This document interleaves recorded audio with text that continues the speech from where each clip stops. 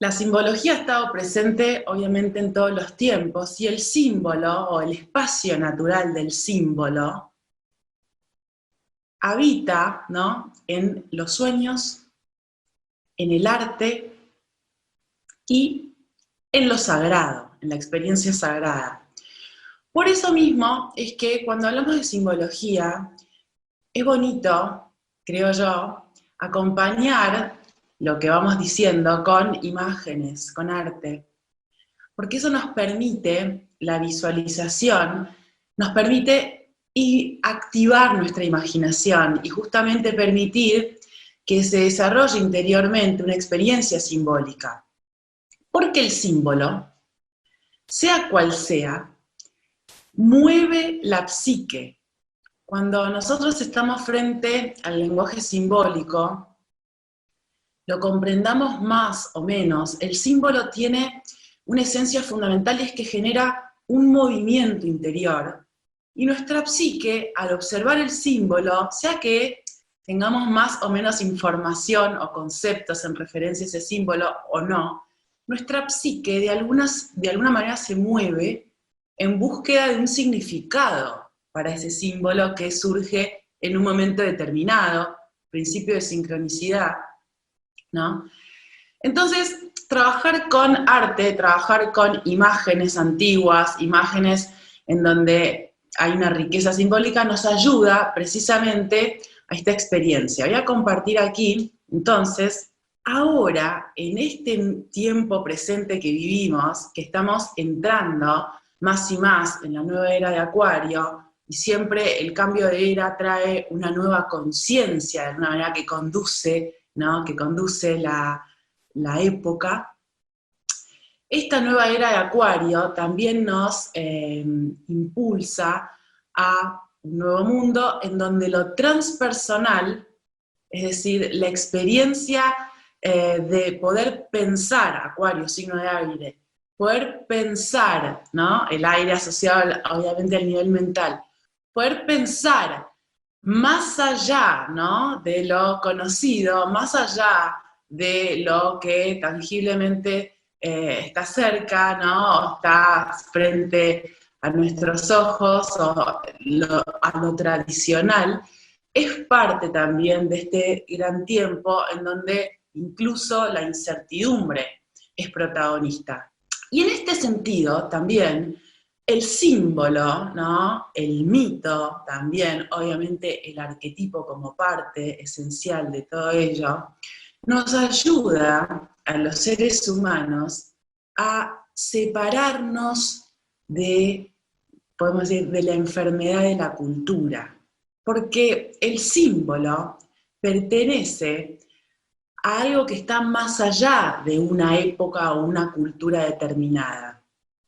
El símbolo nos conduce al contacto con una esencia justamente perenne, que no tiene tiempo, que pertenece a la condición natural del ser humano, a la condición espiritual. Por eso creo que los lenguajes simbólicos tienen un gran potencial, repito, siempre lo han tenido, pero ahora que estamos entrando en un nuevo mundo, en el sentido de un nuevo paradigma para vivir, para percibir la existencia, un paradigma integrativo que, a un paréntesis, ya estaba presente, no es nuevo, ya estaba presente y fue protagonista de la gran época del Renacimiento, comprender al ser humano en unión al cosmos.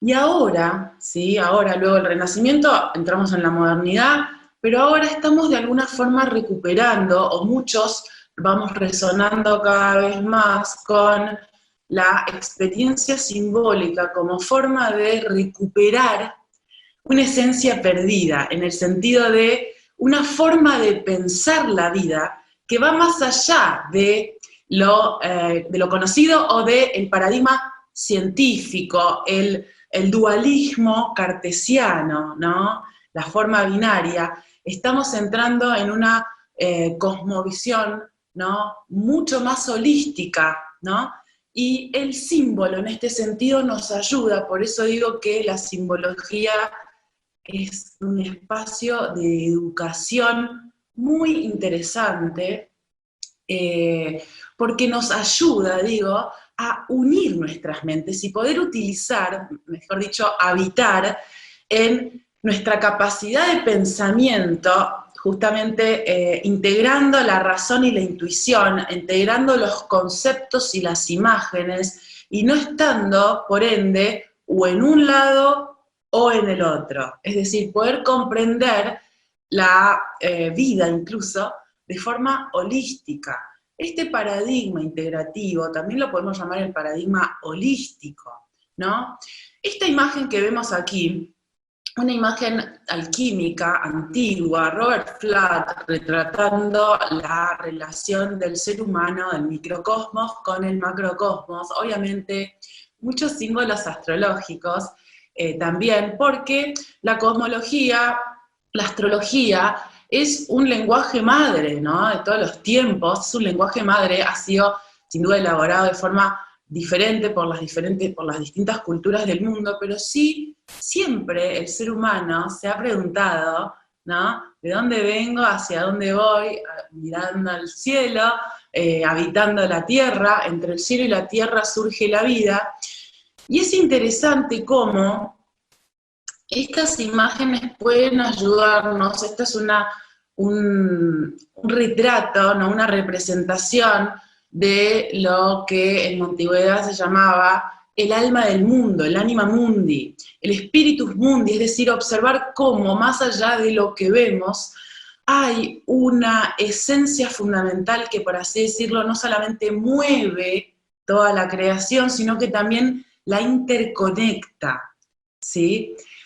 Y sin duda, a lo largo del tiempo, a lo largo de la cultura también, las diferentes épocas, la relación entre cielo y tierra, entre lo divino y lo animal, por así decirlo, del ser humano incluso, ha estado presente, ¿no? Y obviamente decía antes que el arte es un espacio en donde el símbolo y toda esta sabiduría se ha plasmado muchísimo.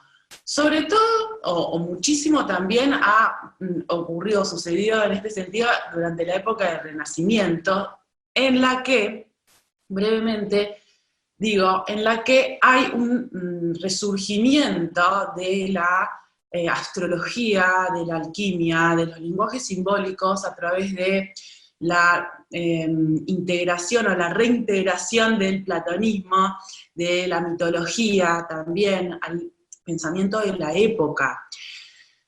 Los Medici, la familia, ¿no?, que da origen a todo este movimiento, ¿no?, los mecenas también, de los grandes artistas en Florencia, ¿no?, son parte también de todo este movimiento, son aquellos que mandan a traducir al latín el corpus hermeticum, y la alquimia, el lenguaje simbólico, el paradigma integrativo, comprender al ser humano como parte del cosmos, es lo que también, creo yo, estimuló muchísimo, no solamente el arte, sino también las mentes de esa época, que da lugar, obviamente, a toda la revolución científica, ¿no? Mucho estímulo, y el símbolo, en este sentido, también jugó un gran papel, ¿no? Como poder, creo yo, el símbolo nos permite expandir la visión, no solamente de tal o cual lenguaje simbólico, sino de la vida misma. Nos permite aprender a percibir más allá, ¿no?, de lo que vemos. Justamente cuando hablamos del símbolo, estamos hablando de una figura, ¿sí?, una figura que representa algo que está más allá de la figura y que no se ve, un fondo, ¿sí?, que es traído de alguna manera al mundo manifiesto, a lo que vemos, es traído a través de estas figuras, pero que nos conecta con una dimensión infinita. Entonces, obviamente, además de que el símbolo se interpreta, es decir, no hay una interpretación sola posible, sino que hay tantas interpretaciones como ojos que lo miren y pretendan de alguna manera explorarlo. El símbolo se interpreta y el símbolo también impacta de diferente manera en cada observador, en cada persona, porque evoca también diferentes memorias incluso. Hay una dimensión que podemos decir que pertenece a lo simbólico, que es el inconsciente colectivo, ¿no? Pero también el símbolo obviamente impacta en nuestro inconsciente individual. Y todas estas imágenes de alguna manera muestran, ¿no?, cómo el símbolo o el lenguaje simbólico no solamente ha estado presente en el arte, sino que en la creación. Acá estamos viendo al hombre de Vitruvio, de Leonardo da Vinci, ¿no?, donde está mostrando la proporción, obviamente, la naturaleza. Leonardo da Vinci estudiaba mucho la anatomía, no solamente de los cuerpos humanos, sino también de los cuerpos en general de la naturaleza, e inventaba, sus grandes inventos tienen que ver con la observación minuciosa de la naturaleza. Por ejemplo, él inventa un principio de lo que luego se realizó más directamente, se produjo como un tanque de guerra. Él inventa ese prototipo basándose en la caparazón de la tortuga, ¿no? Esto como ejemplo lo digo, ¿no? Pero esta imagen muy conocida nos permite ver, evoca, no solamente ahí vemos al ser humano y su proporción, ¿no?, o sus diferentes, digamos, movimientos, pero también en relación a dos grandes símbolos, o símbolos madres, ¿no?, formas simbólicas fundamentales, que son el círculo y el cuadrado. El círculo como símbolo de unidad y totalidad, cielo, y el cuadrado como símbolo de forma, estructura, tierra, ¿no? El cielo y la tierra, ¿sí? De alguna manera también este hombre de Vitruvio marca la esencia física y la esencia metafísica del ser humano, ¿no? Y también dentro de la alquimia, obviamente, se ha trabajado muchísimo en la integración, mejor dicho, la alquimia es integración, ¿no? Es un nivel de conciencia que brota a partir de la interrelación o la conjunción de los opuestos, ¿no? Y también en esta época del Renacimiento hay una gran expansión de la alquimia como espacio de sabiduría, y de comprensión justamente de la unión entre el ser humano, la naturaleza y el cosmos, o el cielo y la tierra, ¿no? Yo trabajo mucho con arte, me gusta encontrar, obviamente, la sabiduría de los lenguajes simbólicos en el arte. Aquí estamos viendo una pintura de Michelino, una pintura de 1465, que retrata, obviamente, a Dante y la Divina Comedia, ¿no? Que está en Florencia, esta pintura en la Catedral de Santa María del Fiore, en Florencia. Bueno, ahí es una maravilla poder visitar, porque ahí se puede claramente experimentar cómo la astrología era parte de la sociedad, no solamente parte de la sociedad, una parte importantísima de la sociedad, sino además daba lugar a un espacio de educación también y de comprensión de la existencia humana, es decir, del sentido de la vida, ¿no? Bueno, es muy rica esta pintura en donde vemos los tres mundos, por un lado, los tres mundos, ahí detrás vemos el templo, ¿no?, que tiene que ver mucho con los templos babilónicos, esa forma con 7 niveles, los 7 cielos, ¿no? Obviamente la Divina Comedia es un poema cosmológico, ¿no? Se retrata directamente, también, obviamente, el lenguaje astrológico está muy, muy, muy vinculado, sin duda, con la esencia de la Divina Comedia. Y cuando hacemos astrología, cuando hacemos tarot, cuando trabajamos incluso con otros lenguajes simbólicos también, sin ninguna duda con los sueños, estamos habitando justamente la necesidad de la psique de dimensionar la experiencia espiritual. El símbolo entonces nos permite, además de integrar, decía antes, integrar estas estos dos niveles, estos dos hemisferios del cerebro, también nos permite integrar lo alto y lo bajo, lo que veo y lo que no veo. Entonces es únicamente a través del desarrollo de la mirada simbólica que de alguna manera evolucionamos.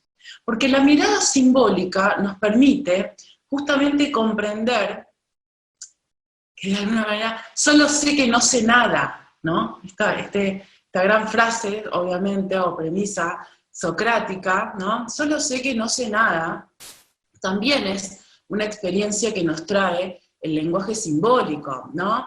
Entonces, la función del símbolo en el ser humano es central, ¿no? Es central, tanto en la naturaleza misma, la condición humana, como también es central en la cultura, ¿no? Entonces, por eso la simbología, como esta gran ciencia que estudia los símbolos tradicionales, podemos decir es una disciplina reciente, pero la búsqueda de significado a través del símbolo es tan antigua como el ser humano mismo, ¿verdad? Con lo cual, para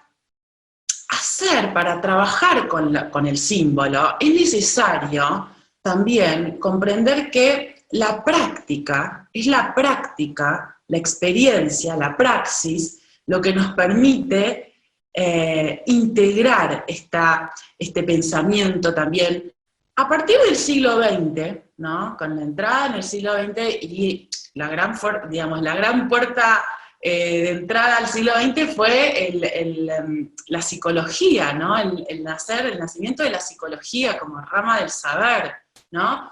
Esa fue la gran revolución que abre el siglo XX, y dentro, digamos, a partir del desarrollo de la psicología, y particularmente el trabajo, obviamente, de Carl Gustav Jung, la simbología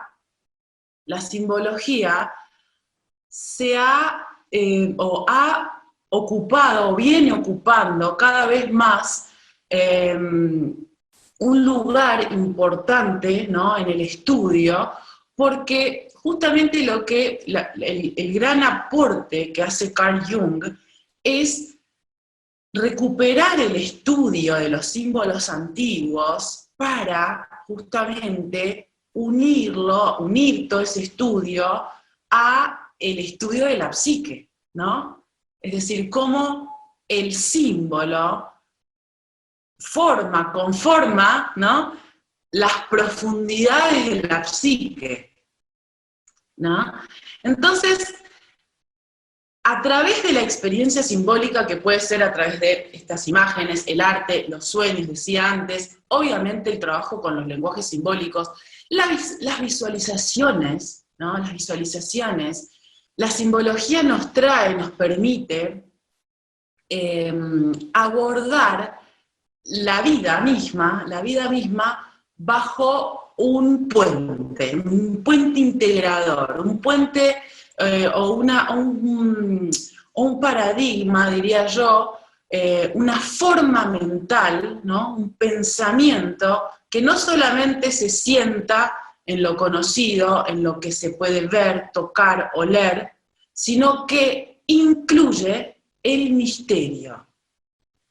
Y esto mismo yo creo que es lo que nos sana, porque a partir de la entrada a la modernidad, ¿no? Luego de este gran tiempo del Renacimiento, a partir del dualismo cartesiano, a partir del paradigma cientificista, de alguna manera se fue amputando, digo yo, la experiencia espiritual como parte esencial de la psique, y en eso el misterio como parte de la vida. Entonces, ir desarrollando la mirada simbólica también nos sana, porque vamos comprendiendo que el misterio es tan esencial como el no misterio. O sea que es que la vida, ¿no? La vida tiene acreditar el misterio, acreditar el misterio nos armoniza, justamente porque hay un más allá que la pequeña mente humana no puede comprender, conocer y abordar, y más allá de que no podamos comprenderlo con nuestra pequeña mente humana, existe, ¿no? Aquí vemos, por ejemplo, estamos haciendo un viaje, ¿no? Por los diferentes tipos de símbolos, representaciones. Acá estamos viendo algunos de los planetas, veíamos Mercurio, Júpiter, la famosa Venus de Botticelli. Esta serie de cuadros que lo encontré en el Palacio Belvedere de Viena, habla, ¿no? Se llama Venus y los 5 sentidos, de Macquart, y muestra cómo, obviamente, la experiencia sensorial asociada a Venus, ¿no? La vista, el oído, el tacto, el olfato, el gusto, obviamente los cuerpos desnudos, la sensualidad. Aquí vemos, por ejemplo, La fiesta de Venus, de Rubens, un artista que a mí particularmente me encanta, Rubens, en donde, claro, la experiencia venusina es la experiencia de la abundancia, la experiencia de la vida, la experiencia del placer, la experiencia de los cuerpos, la experiencia obviamente sensorial del disfrute, ¿no? De los frutos también, ¿no? La abundancia, ¿no? La vida misma. De alguna manera también está presente en el trabajo que hizo Nietzsche, ¿no? Que hizo Nietzsche dentro de su filosofía, recuperar el pensamiento mítico como esencia fundamental, que también es lo que de alguna manera es en lo que se basaron los sabios del Renacimiento, la familia Medici, Marsilio Ficino, ¿no? Recuperar un conocimiento antiguo como forma de dar vida, ¿no?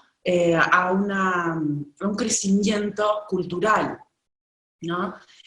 Y esto tal vez también nos puede inspirar a nosotros, ¿no? En este tiempo, porque nosotros somos creadores, todos nosotros somos co-creadores, ¿no? Y esto puede sonar bonito, pero en el día a día, en nuestra tarea, ¿no? En nuestra forma de abordar justamente la vida, es donde se pone en juego esto mismo. ¿Cómo estamos creando este tiempo? Este tiempo tan particular, ¿no? Tan particular, en que estamos en un quiebre, en una transición muy fuerte, en una incertidumbre muy grande, en un cambio inevitable. Este tiempo también nos deja ver que podemos, obviamente, tener miedo, podemos sentirnos paralizados, podemos estar enojados, podemos estar como estemos, pero también podemos volvernos y sentarnos más, arraigarnos, mejor dicho, en nuestro espíritu creador del nuevo tiempo.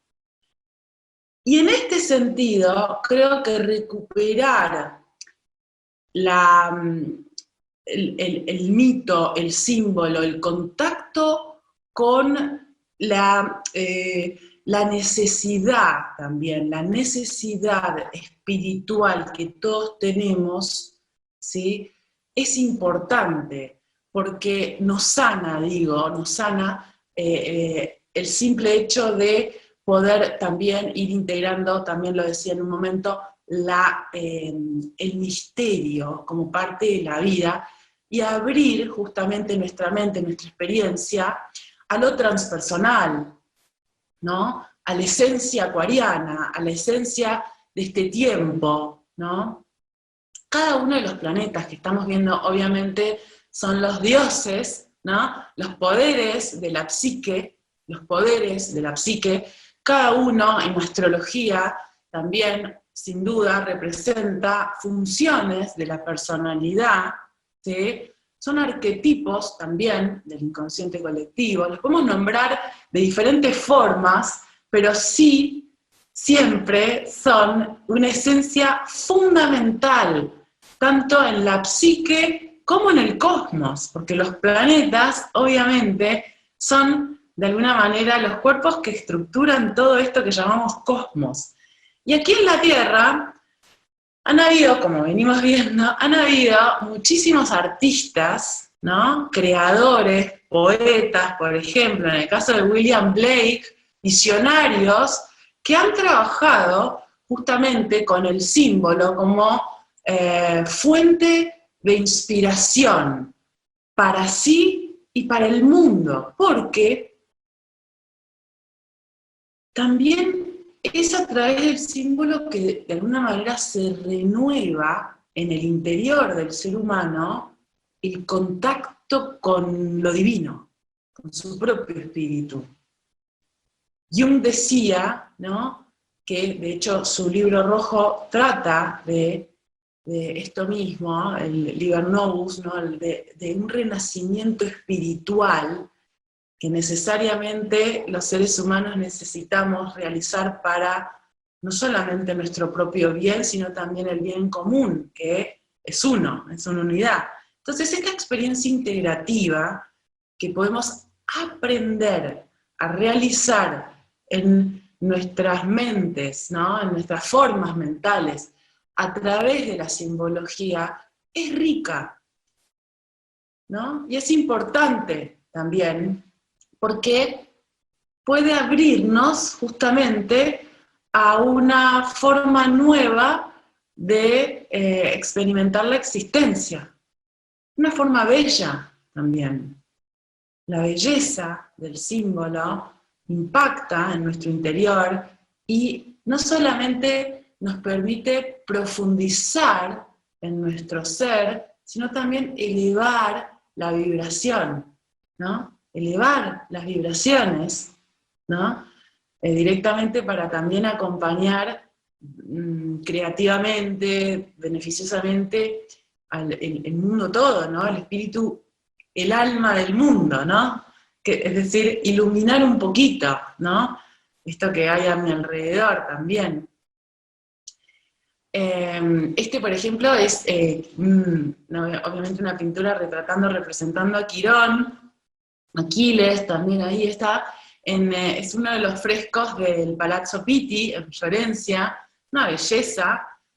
Y también la astrología, sin duda, hablando de arte, la astrología está en Italia es impresionante, ¿no? En Europa en general, y en Italia particularmente, está en todos lados, en Francia también, en España también, ¿no? En Viena, en toda Europa, porque en la antigüedad la astrología y los lenguajes simbólicos eran parte de la sociedad y obviamente, de las fuentes espirituales, ¿no?, de los templos, en las catedrales, en los templos, en todos lados se ven, de alguna u otra manera, los símbolos astrológicos, por ejemplo.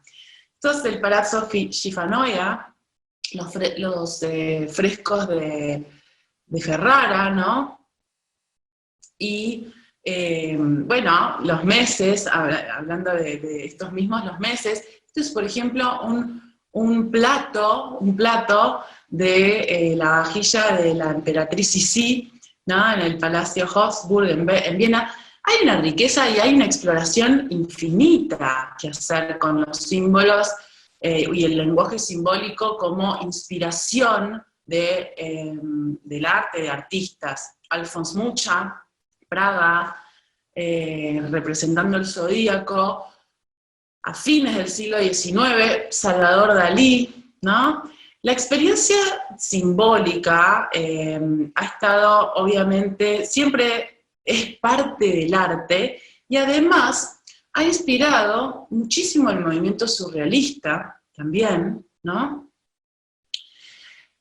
Luego también también hablando de surrealismo, todas las imágenes de Jofra Borchardt, ¿no? Que holandés, que representa el zodíaco, y a través de sus representaciones podemos aprender, obviamente, la esencia arquetípica de cada uno, ¿no? Tauro, Géminis, Cáncer. Es decir, el arte es un espacio obviamente natural del símbolo, y también el símbolo es una fuente justamente de inspiración del arte, ¿no? Del arte, que el arte es, más allá de lo pictórico, también la música y diferentes formas de arte, el arte es habitar el ser creador, ¿no? Somos, decía antes, somos creadores de lo que vamos haciendo día a día, de cómo nos comportamos, y más allá de que el arte plasma directamente el espíritu creador, obviamente no solo a través del arte, ¿no? Creamos todo el tiempo. Todo esto es para también sembrar una semillita de inspiración, ¿sí? A observar cómo cuando vamos más profundo en nuestro interior, ¿sí? Cuanto más profundo vamos, parece una paradoja, pero no lo es, cuanto más profundo es la experiencia interior, más nos abrimos a lo cósmico, más nos abrimos a lo espiritual, al cielo. Digo paradoja porque parecería cuanto más profundo, más arriba, ¿no? Pero sí, cuanto más profundo voy en el contacto conmigo mismo, conmigo misma, más puedo abrirme también incluso a la experiencia del amor, ¿no? Del amor, esto que llamamos amor, y obviamente no me refiero al amor romántico, ¿no? Sino a la experiencia del presente, de la luz, del bien, ¿no? De la colaboración, de la compasión, de la ayuda, y eso eleva la vibración. Así que bueno, esto quería compartir como parte de lo que hago en mi trabajo, más allá de la formación en astrología que brindo, la formación también en simbología. Trabajo mucho con la experiencia simbólica como forma de traer precisamente esa profundidad y observarla y también dimensionarla de manera tal que nos ayude, ¿no? Nos enseñe. Directamente. Por ejemplo, vamos a ver esta imagen de Leo, ¿no? No sabemos cuál es el origen del símbolo. Podemos sí abordar, estudiar, explorar diferentes interpretaciones, diferentes formulaciones, pero no tenemos así como el origen de un mito, no se conoce, ¿no? Lo que sí, yo como incluso dentro de mi trabajo en las leyes, ¿no? Porque yo, más allá de que he estudiado, soy abogada, he estudiado leyes en la Universidad de Buenos Aires y en un momento me separé mucho, ahora veo cómo mi trabajo mucho tiene que ver con la comprensión de las leyes, pero del orden no manifiesto, ¿no? Las leyes cósmicas, lo que también Gurdjieff trabajaba mucho, ¿no? Gurdjieff. Y hablo de esto porque las leyes cósmicas tienen su representación simbólica, ¿no? Por ejemplo, la gran ley del 3, por ejemplo, se representa simbólicamente con el triángulo, ¿no? Entonces, todo esto para decir que tal o cual símbolo, incluso los astrológicos, tienen o pueden interpretarse también en relación a las formas que los conforman, ¿no? Las formas simbólicas fundamentales tienen que ver con las leyes cósmicas fundamentales. Veíamos antes el círculo, la ley del 1, el cuadrado, la ley del 4, obviamente. La ley del 2 tiene que ver con el segmento, ¿no? El triángulo decía la ley del 3, ¿sí? La ley del 5 muchas veces está representado obviamente por la estrella de 5 puntas, ¿sí? Entonces, hay varios derivaciones también incluso de las formas simbólicas fundamentales, como por ejemplo el laberinto, que deriva de alguna manera del círculo, o el espiral, también es una forma simbólica fundamental que tiene que ver con la esencia, obviamente, de la ley del uno, ¿sí? Y a la vez es la geometría y el número, ¿no? La geometría y el número, lo que, o los principales, ¿no? Los principales arquetipos, ¿no? Los principales estructuradores de lo abstracto, ¿no? La mejor manera en la que podemos explorar todo este universo simbólico y la vida misma es bajo la actitud del aprendiz, ¿no? Bajo la actitud del aprendiz.